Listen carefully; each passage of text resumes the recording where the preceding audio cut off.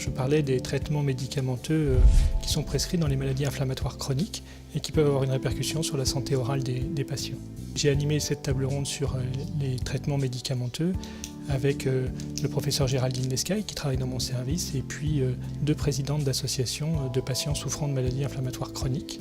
Alors, il y a des traitements relativement anciens comme le méthotrexate par exemple, comme les corticoïdes, qui ont chacun leurs effets indésirables tout à fait propres. Le méthotrexate entraîne beaucoup d'ulcération dans la bouche des gens, ce qui les empêche, d'abord ce qui leur fait mal, ce qui les empêche de s'alimenter.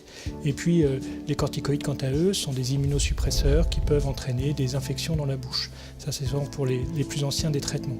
Et puis il y a des traitements beaucoup plus récents qu'on appelle les biothérapies, qui permettent de cibler spécifiquement le système immunitaire de ces patients qui ont des maladies inflammatoires chroniques et qui sont de puissants immunomodulateurs, immunosuppresseurs, qui peuvent être responsables d'infections. Et puis enfin, il y a une troisième catégorie de traitements qu'on appelle des biphosphonates, qui sont très connus du grand public parce que depuis 10 ans, ils donnent des ostéonécroses des mâchoires qui sont des maladies très graves, très invalidantes.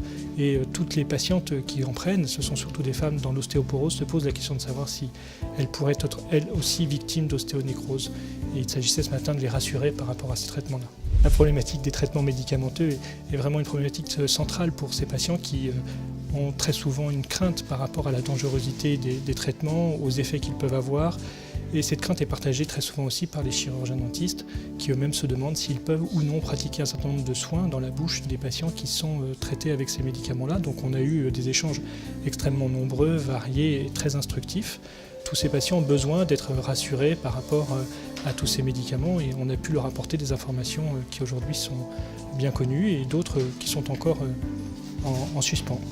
Le message clé de ce matin, c'était que les médicaments n'ont pas que des inconvénients, ils ont aussi beaucoup de bénéfices et que la décision de prendre ou pas un traitement médicamenteux se réfléchit avec le médecin traitant, le chirurgien dentiste, le rhumatologue et évidemment le patient en tenant compte des bénéfices qu'on peut en attendre et des risques qu'ils génèrent. Ce type de rencontre est absolument essentiel parce qu'ils nous permettent de tenir compte finalement du savoir expérientiel des gens qui bénéficient de ces traitements et ce sont eux finalement qui vont beaucoup nous apprendre à la fois sur leur maladie, leur traitement médicamenteux et tous les effets positifs ou négatifs que cela peut avoir.